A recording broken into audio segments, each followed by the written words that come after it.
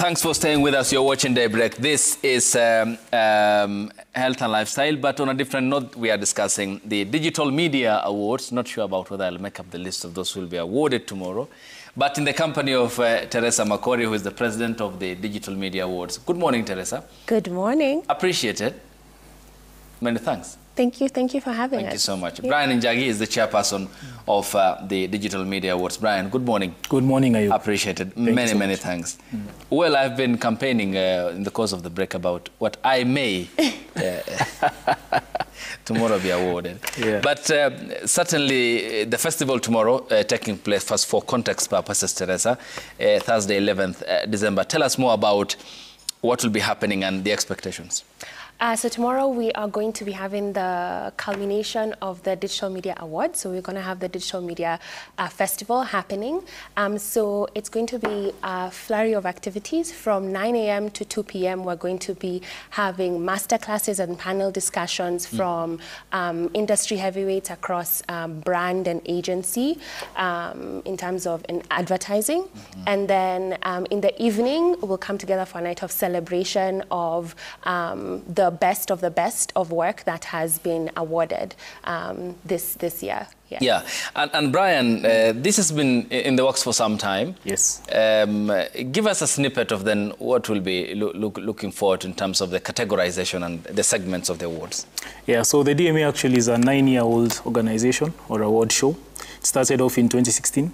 It's been awarding creatives, creators since then.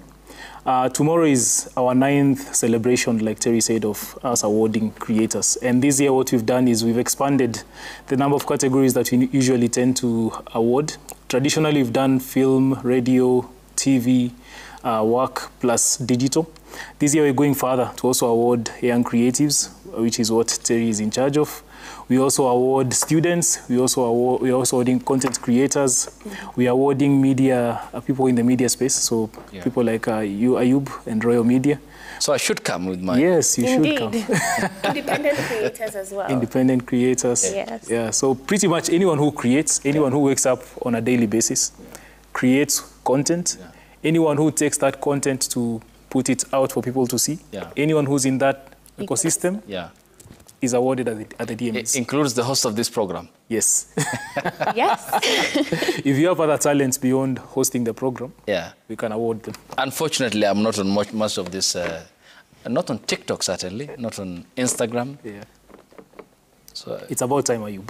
Don't think I'm that lucky to be part of those who are. But you have teams within Royal Media Services who are yes, of course, and Citizen Digital is part of the team. Yes, and they've actually been nominated for 7 awards. So excited to see what they pick up. Yeah, God willing, by the grace of God. Yeah. So in terms of recognition, then. You have, Teresa talked about the gelling of today's traditional mainstream publications or news outlets versus the digital platforms and social media where young creators are often so busy as phenomenally on the streets of Nairobi. How much has it been over the 9-year period you've been able to infuse one with the other, and has that paid off significantly? Yeah, so basically, of course, as we started off, digital did not exist. And so the main advertising channels, as we grew up, were TV, radio, print. But then with the introduction of the internet came, Facebook, came Instagram, came TikTok, and people's attention shifted onto those formats. And people's brands needed to start advertising and creating content that fit for that format. In terms of the fusing, what we're seeing is that integrated advertising works really well, because think about your behavior when you're watching the TV, for example. A lot of people are on their phone. Yeah. As they're watching TV, right? So you can have messaging that's going on, and a brand can actually advertise something on TV and actually continue the messaging on Instagram or TikTok or wherever they are. There's a lot of integration of those different media channels to make sure that you're catching your audience in every place that their attention is. Yeah. And Brian, because looking at this, certainly it is a day that will also involve players from, it's industry-wide. So who are we looking to in terms of the specificity, and will be given the talking points, and the players will be coming on board from different organizations? Yeah, it's actually industry-wide. And also, since last year, the DMA has become an East Africa event. So since last year, we've gone across East Africa, Kenya, Uganda, Tanzania, Rwanda, Burundi. So tomorrow we also partner with the Luris. The Luris is a South African-based award show which awards Africa and the Middle East. So our keynote speaker at 9 a.m. is Pritesh Suraj, who's the CEO of the Luris, a very smart person who I've had the pleasure of interacting with for a long time, Terry as well. So he's going to be our keynote speaker at 9 a.m. and he's going to tell us about how advertising and the trends that are currently going on in the advertising space in Africa. So I'd encourage everyone actually to come for that, because it's going to be a proper event. He's mentored me and has a lot of gems to share. Yeah, so this is region-wide? Yeah, it's region-wide. In Mumbai, Jumuiya? Yes, yeah. Jumuiya. So you incorporate also the players from Uganda, Tanzania, they'll be here? Yes. We have players from Uganda, Tanzania. We also have judges who are judging from across the continent. Yeah. So we had judges from Nigeria, from Australia, Britain, Zambia, South Africa. We had pretty much Tanzania. Yeah, so the DMA has become more than just a Kenyan event. So tomorrow what you're getting is a lot of sharing from people who have a lot of leverage and experience from all these industries. We have partners like Samsung, we have partners like Eskimi, and of course we have Royal Media Services who have partnered with us as well, and they'll also be having a chance to share some of their tidbits. Yeah. Of course, that being our domain. Yes. Yes. And Teresa, because I'm looking at a breakdown of how your day will look like, then thereafter from 6 p.m. To late. That's how it's written. The ceremony will be themed Go Wild. So what's the incorporation here? And ideally, how is it going to look like, given the structure of the breakdown that you have given us on the first part, which starts from 9 a.m. in the morning? So from 9, we will have, as Njagi has said, the keynote speakers, and then we'll have master classes going on from about 10 to about 1. And then we're going to have a panel discussion, and all that's going to end at about 2. We're going to also be having a live podcast recording for the DMAZ. So the DMAZ is basically the youth arm of the Digital Media Awards, where we focus on mentoring and empowering young creatives all the way from student levels. So this time we engaged with, 5 universities: Nairobi University, TUK, Daystar, USIU, all across to the young creatives who are already in the industry. So we will be having a podcast engaging on topics for them. And then in the evening, we actually now all come together to see who has won. So from 6 p.m., we actually start having the awards across the different categories being given out. And then at some point, we let loose and we party and we network. Yeah. Yes. And how much? Because if you look at the streets of Nairobi on Sundays and over the weekend, a considerable number of young Kenyans who dance, create content there. How do you also incorporate, given that they do so on individual basis, and how has tracing this group been before these awards? Yeah, that's a really great question, and it's actually one of the big reasons why we created the DMAZ within the Digital Media Awards. This is the first time this year that we're actually having a specific category that is dedicated to empowering and recognizing and mentoring young creatives. So from, as you said, the people that we see in the streets, all those content creators, the filmmakers who are creating content over the weekend, we actually have categories for them in the young creatives and the student awards. We have categories like young independent creator, content creator, young filmmaker, young writer, young scriptwriter. They're actually all included, and the idea is we want to actually recognize the work that they're doing and actually give them a platform to be seen, to put a spotlight on them, so that they can actually have more doors opening for them and have more brands and agencies actually, connecting with them and reaching out to them so that they can partner with them to reach to their audiences. Because what you realize is these young people are really the trendsetters, they're the culture makers, they're the people who the audience audience is looking to for entertainment, for influence. And so these are really important people to kind of partner with and actually also empower in what they're doing. Yeah. And Brian, is there a classification of the content? Some are interested in football, some are music, education. I mean, and the broad spectrum of their very own focused areas. So do you also categorize them as such? So we categorize by the craft. So essentially by the skill set you have. So there are people who are good at creating film. So they have a category for film. There are people who are good at radio and audio. So you have categories for those people. There are people who are good at design, visual design. So we have a category for them. So under each of these major categories, then we have subcategories. So you could have film crafts, and you're awarding the directing of how the film was directed. Or you're looking at maybe how the film was written. If you're looking at design, maybe it's how the design came together, or it's how the design has been visually put together. If you're looking at radio and audio, it's how maybe the script of that radio script came together. Or it's maybe how someone went to studio and performed beautifully in studio. So we categorize the craft. Then if you have a talent in a particular space, say, like you said, football, if your football talent is expressed through film, then you're going to award you in film. If it's expressed through radio, we're going to award you in radio. So usually award by the craft that you bring to the table. And Teresa, how much, given when you started and now, how much has technology aided this initiative that you had driven, which has now extended to the entire East African region?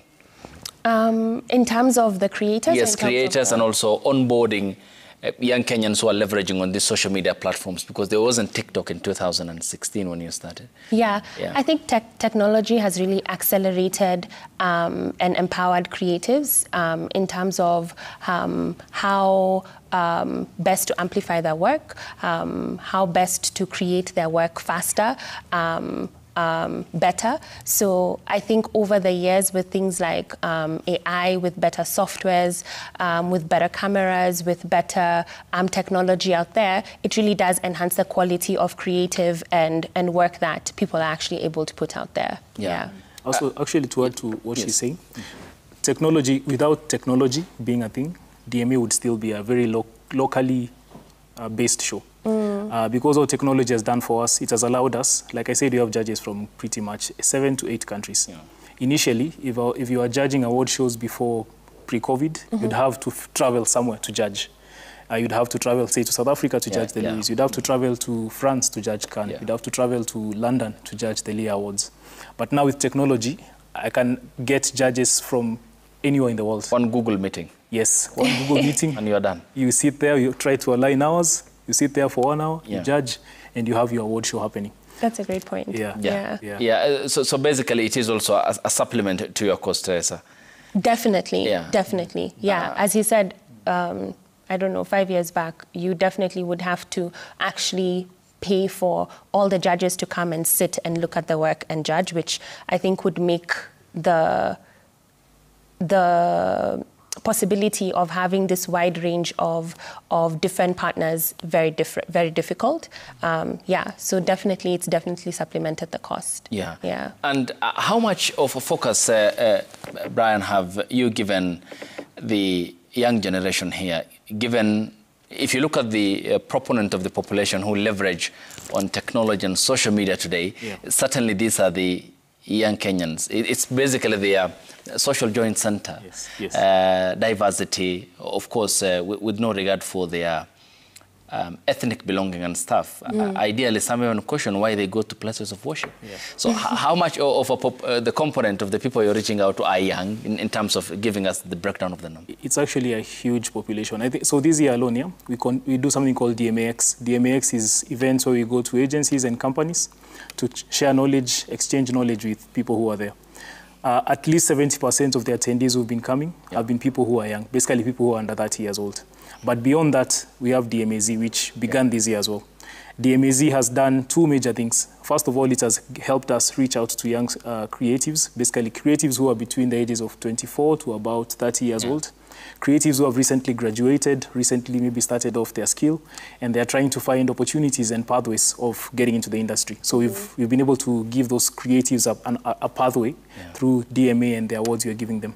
Number two, we've reached out to a lot of students. Students are something we've been trying to do for the last many years. This year with DMAZ, thanks to Terry, Dalmas, Olive, and the team who've been working on that, they've been able to get to a lot of students in UON, Technical University of Kenya, USIU. A lot of students now also know that they can have a creative career through the DMA, because the DMA is giving them a chance to interact with industry leaders, to interact among themselves, and also at the same time to compare notes. Because if you put out your work at the DMAs, you're able to showcase it, and then you're able to know where do you sit, am I good at what I'm actually doing, can I get better? Then if the DMA awards you, you get a chance then to be, I guess, employed, get internships, like what you're going to do from tomorrow. Those who get to win at the student categories, they're going to get internships next year. So for them, they already have an inlet through the industry. So this year, I think we've done the most that we can for young people, more than any other year for the DMAs, and I believe we're only going to do better, because like we said, the DMA, the future is young. Yeah, so from the nominations, how many are below that age group, 19 to 34, and so we have a total of 250 nominations or entries across all the categories. 170 are in the main categories. Around 80, I believe, are in the young and students categories. Yeah. And Teresa, if you look at the nature of our economy, many of the young people you have pointed out, as Brian did, are leveraging on these platforms aided by technology to eke a living. So how does such a festival, beyond Thursday then, allow them, as you had said, going forward, have an economy where they can generate income? And do you also advise on the content that they also put on air, for instance, from advisory perspective, on what sells best, and therefore therefore how they can make a living out of what they post on their social media platforms, respectably, of course, given the diverse content that they are interested in? Yeah, so definitely we are focused on really empowering and educating them. Within the DMAZ, basically, our three main pillars are to mentor the creatives, the young creatives, to create a community for them to kind of learn from each other, and also to recognize them. So recognizing them is happening tomorrow. In terms of educating them and kind of having conversations around best practices, we've actually been having them throughout the year in these DMX sessions, and we will continue to have them. We actually had campus tours this year. We were able to go to ADMI University, college rather, and we're also able to go to University of Nairobi. Next year, we plan to be able to expand and go to many of them. And the idea here is we actually get industry experts to come and talk to them and engage with them about the work that they're doing, and basically how to make it better.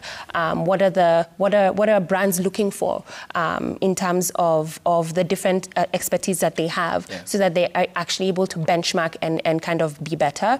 And another thing we're really excited about is we've partnered with production houses and advertising agencies and brands to be able to actually award employment opportunities in terms of internships to the winners, and therefore they actually are able to step out next year into the real world and actually be able to be paid for the work that they're doing, and on top of that actually just be able to learn from experts in the field. Yes. And also in that course, Brian, in part discipline is it, given the requirements of the job market, as you had said, and given also Kenyans are tech savvy, it's also competitive, isn't it, the outside space on its own, so even in the midst of the community that we'll be creating. So that discipline is very key. It is extremely key. And also what we're looking at is the growth of Kenya's advertising, digital, creative industry. The numbers currently are, I think the GDP contribution of the entertainment space is about 0.3%. It's projected to get to about 1% in the next 10 years. By 2030, if we are getting those numbers as projected, you're getting more than 100,000 Kenyans being employed in the entertainment space. So with initiatives like what you're doing at the DMA, it's not just for awards, it's about opening opportunities for us to grow economically as well. So from looking at numbers like 200 billion in media spend currently, how can you get to about 500 billion in media spend in 5 years? Which means a proportion of that goes to... You mean media in terms of specifically social media? Or? Traditional and digital. All of them combined. So if you get to, say, 500 billion in 5 to 10 years, a proportion of that is going to go to a lot of creators. Currently, people like Dentsu, the Dentsu School of Influence, are working with a lot of content creators, giving them job opportunities that they didn't have, which means someone who's really good at shooting, someone who's really good at editing, someone who's good at creating content and making us laugh on Instagram, TikTok, can finally do that as a full-time job. They don't have to come to an office and do what they're not good at. You can do what you're good at and get paid for it.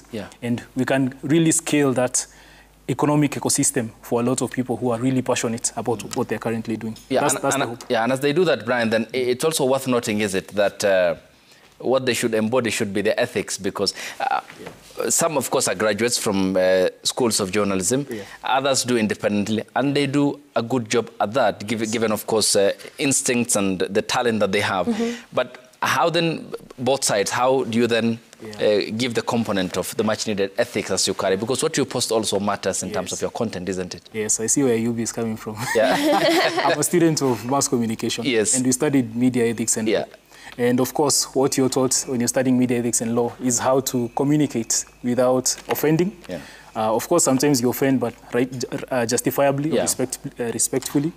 But also how to communicate in legal parameters, right? So media ethics are really important also for maybe young people to start learning, because the digital space, part of the reason that our theme is Go Wild, it's twofold. Go Wild is witness, ingenuity, love, and dedication. But also the digital ecosystem is a wild zone at the moment, right? Which means a lot of people join because they have the latest iPhone. They can shoot, post. But as you shoot and post, you also have a responsibility to your audience, a responsibility to yourself, and a responsibility to your community. So I guess what we can also do as the DMAs, and also what we are doing, is educating young people on how to create within those ethics and within the discipline of the community you're living in, to ensure that you're empowering and also communicating at the same time. And Teresa, given that this has been continuous for the past 9 years now, what is your rating of Kenya's digital arena and the ecosystem and the community in terms of the future? How does it look like, the consumption of of course, internet, leveraging on the same, and ideally postings? But generally, what does the future point to in terms of Kenyans embracing technology and social media spaces? I think we're seeing a lot of companies and brands really focusing on digital spend, and that's because there's a lot of, that's basically where our attention is. And basically, we want to, I think what we see is that people are going to start, or already have started, making sure that they're really being innovative in the kind of content that they produce, the content formats that work there, making sure that you are really producing well for digital. So in terms of, shorter videos, in terms of engaging with influencers, there's a lot of people actually moving from creating ads to actually partnering with culture makers and influencers who are actually the ones who are engaging with the audiences more authentically. So I see a lot of that happening, moving from just the traditional kind of brand campaigns to actually engaging in culture with the culture makers. So Brian, what does then the touch points which you offer, of course, to partners here entail, given the high impact brand visibility you talked about of the touch points? How impactful that will be, given the market and the digital economy that we have talked about? So what we want to do is give our partners the opportunity to showcase themselves to our attendees. So we have at least 1,000 people coming tomorrow for the DMA event. We want you to come there and showcase what you're able to... All confirmed? I hope most of them will. But I'll tell you one thing, No one parties like creatives. No one parties like marketers. So if you come and celebrate with us, you're going to give you a good time. And that's why it says from 6 p.m. till late, because Yeah. no one ever knows when you're going to bed. But if you come, you're going to engage with a lot of young creatives, a lot of creatives in the industry who are highly interested and highly vested in changing the future. So, for example, I saw the previous session was about GBV. Yeah. A lot of the work we do in advertising goes beyond selling products. Yeah. I'll give you an example using some work Terry and the team have done at Ogilvy. Yeah. They did a project early in the year called the Red Lipstick Project, which was supposed to help us get 100,000 signatures to get changes to the GBV, to categorize femicide as a crime, right?